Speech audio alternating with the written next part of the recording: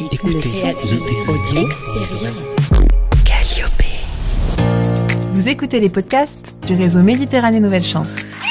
Nous donnons la parole à des acteurs de l'insertion professionnelle de l'espace méditerranéen qui partagent avec vous leurs bonnes pratiques.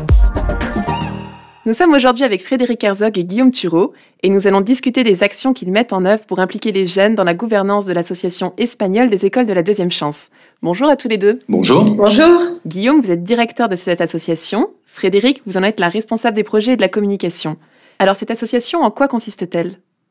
Créée en 2016, notre association a pour objectif de mobiliser les énergies et d'obtenir la reconnaissance d'un modèle éducatif inclusif, innovant et efficace, qui est une réponse pertinente aux défis du décrochage scolaire et du chômage massif des jeunes en Espagne.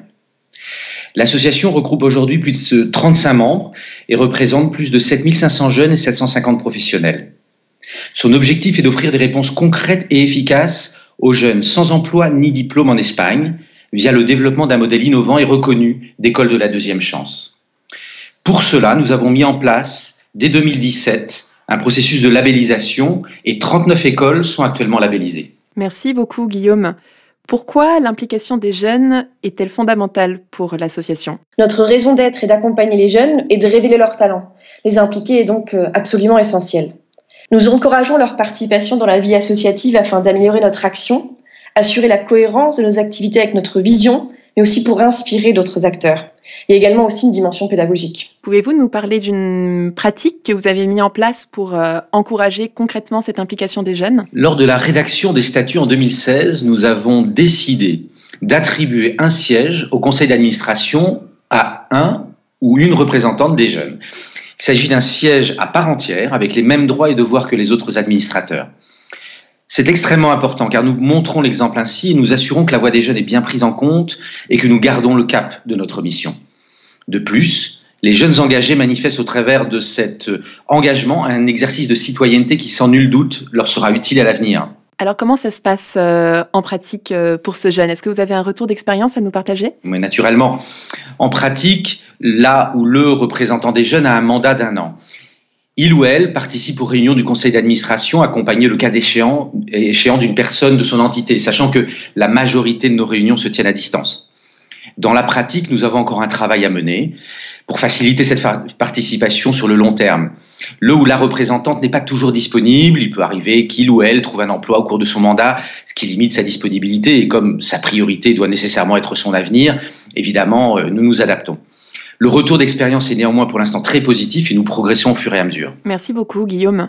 Le réseau représente donc 39 écoles de la deuxième chance en Espagne et plus de 7500 jeunes.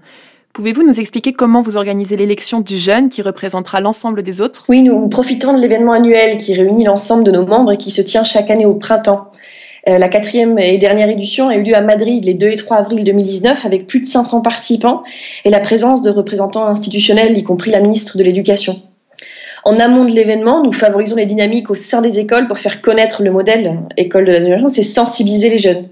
Cette année, dans chaque région où existent des écoles de la deuxième chance, un représentant a été nommé. D'accord. Et quel est l'intérêt pour eux d'être présents ? Alors l'événement annuel est le moment phare pour les écoles de la deuxième chance en Espagne. C'est un outil de communication interne et externe à travers lequel nous diffusons nos messages clés. L'importance de rendre l'éducation plus inclusive et de changer le regard de la société sur ces jeunes issus du décrochage scolaire. Nous voulons également valoriser les écoles de la deuxième chance et redonner de la confiance et de la fierté aux jeunes. Ils nous disent souvent qu'ils ne veulent pas faire partie de l'école des ratés. Cette expression est évidemment très forte et nous la repoussons violemment. L'événement annuel est donc souvent un moment pour que le regard des participants, des décideurs, change sur ces jeunes. Par ailleurs, c'est un moment d'échange important qui implique pour beaucoup le fait de voyager, de rencontrer des personnes d'horizons différents et de découvrir un nouvel environnement. L'activité la plus importante est la préparation de la déclaration des jeunes, dans laquelle ils présentent leur vision de l'éducation, mais aussi leurs craintes, leurs espoirs. C'est un moment fort doté de messages puissants. Cette déclaration, elle est présentée en assemblée générale, qui en général a lieu la veille de l'événement, puis elle est lue par les jeunes devant l'ensemble des participants présents, y compris les représentants institutionnels. Je vous propose d'écouter un extrait de la déclaration 2019. Est-ce que tu t'es déjà demandé qui es-tu? Qu'est-ce que tu aimes faire? Qu'est-ce que tu sais faire? Nous sommes la voix qui représente tous les jeunes des écoles de la deuxième chance en Espagne. Nous sommes ceux qui ont profité de la deuxième chance. Nous sommes des personnes qui ont des difficultés dans la vie. Nous sommes comme toi. Nous ne sommes pas ce qu'ils disent de nous. Nous ne sommes pas des ratés. Nous n'avons pas suivi la voie conventionnelle, mais nous savons clairement où nous voulons aller et nous fixons nous-mêmes les limites. Nous sommes des jeunes avec des objectifs clairs et des rêves. Et nous avons besoin d'être accompagnés. Nous savons qui nous sommes et ce que nous voulons. On suppose que cela nécessite une implication très forte des jeunes avant l'événement ?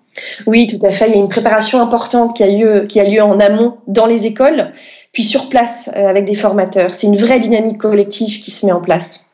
Pour nous, il s'agit sans aucun doute du moment le plus émouvant, qui permet de mettre au premier plan les jeunes et de poser dès le début les bonnes questions et de mettre sur la table les sujets clés, c'est-à-dire leurs préoccupations. Lors de notre événement 2018 qui a eu lieu à Bilbao, le président du gouvernement basque avait écouté attentivement cette déclaration. Il avait ensuite répondu à plusieurs interrogations des jeunes. Pour nous, c'était un moment très fort. En conclusion, qu'est-ce que vous recommanderiez à une structure qui souhaiterait progresser sur cet aspect d'implication des jeunes ? Tout d'abord, écouter véritablement les jeunes, créer des moments d'échange pour qu'ils participent activement à la dynamique et les mettre au même niveau que les autres interlocuteurs. Ne pas exclure les jeunes des moments de réflexion collective, même les plus stratégiques. Les messages les plus pertinents et sans concession viendront sûrement d'eux. Avancer doucement mais sûrement, il s'agit d'une démarche d'amélioration continue. Et puis, toujours garder à l'esprit la dignité de ces jeunes, éviter absolument le paternalisme et croire en eux en tout moment. L'Association espagnole des écoles de la deuxième chance fait partie du réseau Méditerranée Nouvelle Chance. Est-ce que vous pourriez nous expliquer quel est l'intérêt pour votre association de faire partie d'un tel réseau à l'échelle régionale et méditerranéenne ? Il est central. Les écoles de la deuxième chance sont issues d'un livre blanc de la Commission européenne. La collaboration au niveau euro-méditerranéen est pour nous fondatrice et c'est également une évidence, sachant que nous faisons tous partie d'un même défi. Et ce défi auquel l'Espagne est confrontée avec sa jeunesse est partagé avec de nombreux pays du pourtour méditerranéen, autant du nord que du sud. Nous avons des problèmes en commun, mais aussi des solutions qui marchent et, à travers le réseau, une énergie collective. Merci beaucoup à tous les deux et on se retrouve bientôt pour de nouveaux podcasts du réseau Méditerranée Nouvelle Chance. Ce podcast a été réalisé par l'IECD et produit par l'agence Calliope.